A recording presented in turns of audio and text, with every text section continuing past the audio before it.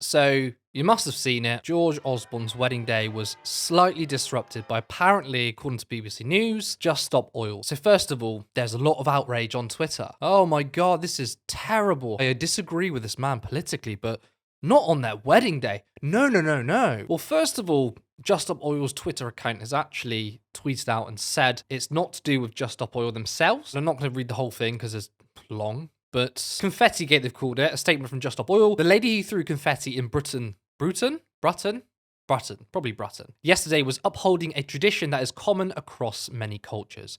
We absolutely defend the right for people to throw confetti or whatever colour at weddings and other celebrations. It was a form of protest, which is yet to be established. We applaud it and thank the person, yada, yada, yada. They mention, which is very important, it has also helped people to recall that George Osborne, one of the main architects of economic austerity, is directly responsible for over 300,000 excess deaths, and that, as a newspaper editor, he was responsible for some of the most egregious climate-denying nonsense ever to darken the pages of mainstream mass media. However, as much as we applaud the use of orange confetti at this wedding, we were not responsible. So a lot of people tweeted outrage at Just Stop Oil, which is, I find, incredibly funny. Piers Morgan, that lovable man, said, wrecking a couple's wedding day. Every time I think you cretins can't stoop any lower, down you plunge. Well, at least they didn't hack dead children's phones, I guess. Allegedly, but what do we know, eh? The ever-lovable Julie Hartley Brewer, she also tweeted, if you tried that on my wedding day, I'd have wiped the smug smirk off that woman's face pretty sharpish. Wedding dress or no wedding dress. Good luck to whoever married Julie Hartley Brewer, I say. But it's not just right-wingers. We've had a few centrist melts on Twitter. Well, pretty much 90% of Twitter. Ian Dunn said, oh no, I'm going to go all whiny centrist dad. I mean, you always do that anyway. But I can't help it. This is just a horrible thing to do on someone's wedding. Just maybe leave them the fuck alone. The morals of Twitter are orange confetti, morally repugnant, disgusting, but 330,000 deaths due to austerity is absolutely fine. Now, as a socialist, as a leftist, I would actually be opposed to someone doing this to probably most MPs, probably a lot of Tory MPs. I would say, come on, it is their wedding day. But George Osborne, George Osborne deserves everything that fucking piece of shit gets. He was the architect of austerity. Austerity killed 330,000 people. His actions have devastated the lives of millions, and there are 330,000 people who don't even get the chance to be angry. Yet, people are being wax lyrical about morals and sensibility when it comes to a bit of orange confetti. I'm sorry, but I'm so sick of this sort of grown-up politics, which is, oh, look, we can politically disagree, we can fundamentally be angry at the policies, but we must separate the politics and the policies from the man. We should always get on. We should work with each other. No. Fuck that. I'm sorry. Just because you're an MP, you do not get to have special protection. If a masked gunner went round and killed 1,000 people, we'd all say that is absolutely disgusting. It's wrong. Throw this man in jail. But because someone who systematically enabled the deaths of 330,000 people because the weapon was used by a bit of pen on paper by passing laws. That's apparently fine. No, you go into politics to make decisions. You make the conscious decisions that disrupts millions of people's lives. Now, austerity is ideological. It means it didn't need to happen. There is no economic bearing for austerity. The reason why the Tories introduced austerity was not about saving the economy, although a lot of people on the right thought that was necessary. The reason why Tories did this is because they hate the poor, they hate the disabled. If they really cared about bringing the debts down and bringing money into the country to pay for public services, then they would tax the rich more. Instead of giving tax cuts, privatization, giving their mates free reign on our public services and looting this country. When people like George Osborne, when they go into government, they are committing social murder because they are making decisions that are killing people. So, I'm sorry, but I'm not fucking outraged at a bit of confetti. Anyway, people throw confetti at weddings all the time. I thought she was just celebrating. Of course, this anger on Twitter was directed at Just Stop Oil. I mean, Just Stop Oil shared the video. Because the person threw orange confetti, it meant it must have been JSO. Well, JSO have come out and said, actually, it wasn't anything to do with us. It was just a lone woman. The problem in politics is that we are not allowed to express anger. The only people who are allowed to express anger are when we're punching down. The mainstream media, we've got countless right-wing rag newspapers that freely write articles on immigrants and Pakistani grooming gangs and refugees. I mean, remember when people like Katie Hopkins said, get the gunships out for the boats?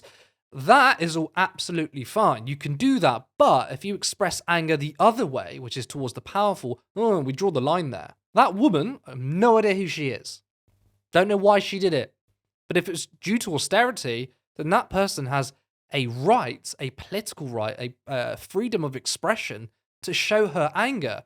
Now, the difference is one man, well, not just one man, it was obviously enabled by that Tory government. It was enabled by David Cameron, who I hold just as much contempt. And I think people, well, if you want to throw confetti on David Cameron, I wouldn't be angry either. These people made decisions that killed people. The response is a bit of confetti. Why is there so much selective moral outrage against something that didn't even disrupt his day? It lasted for a couple of seconds and that was it. This is the debate that happens in the mainstream media. It is about false anger. You can get, a Tory politician can be invited on the BBC and a Labour politician can be invited on the BBC and they can both get really, really angry at very minimal policy differences. Well, this person is incompetent in government, incompetent with the finances, we should kick him out. Do this sort of false anger. And then behind the scenes, they shake hands and they go to the same parties, especially a lot of the mainstream journalists go to the same parties. But real anger, which is protest, which is organising against systemic policies that are killing people, killing disabled people, killing unemployed people, killing vulnerable people, you cannot show that expression. There's no balance to this. You've got one side which is pushing policies that kill people. You've got the other side which is effectively throwing confetti. It's not like they're doing the same thing. Look, the right-wing media are going to be outraged by this, but I'm not particularly angry at these people. I'm really angry at the enlightened liberal who finds this morally reprehensible because we should be able to disagree in civil politics.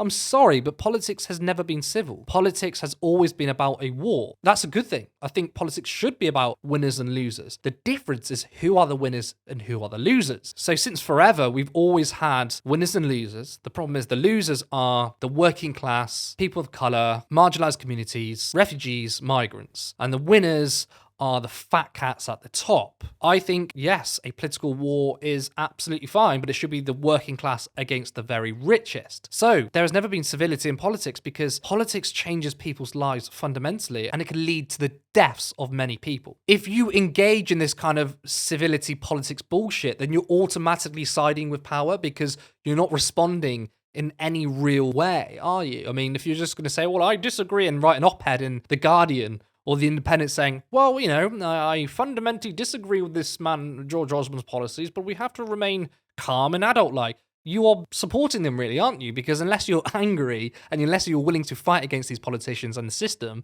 then you're on their side. But George Osborne specifically, I have a burning hatred for this person. I have a burning hatred for David Cameron. And no, it's not because of the EU. I'm disappointed that we left the EU. I voted to remain. But austerity to me is the biggest insidious political campaign that's happened in this country. Cameron and Osborne destroyed this nation. They brought it to its knees and it's never came back because we've had the Tories in for 13 years. There's probably a lot of people who watch this channel who did see that confetti gate and get really angry and say, for God's sakes, this is on a person's wedding day. Leave it out. Just think to all those people who died because the government refused to give benefits to these people. The work capability assessments forced people into work when they didn't believe them and that they were ill and then they died a week later. Think about those people because they don't have any political expression. They can't write an article. They're dead. So I'm sorry that I don't give a flying fuck about George Osborne and his apparent day being ruined, which it wasn't. And I don't give a fuck about all these journalists who are online, on Twitter, writing their articles like, oh, this is so disgusting. Fuck you and fuck George Osborne.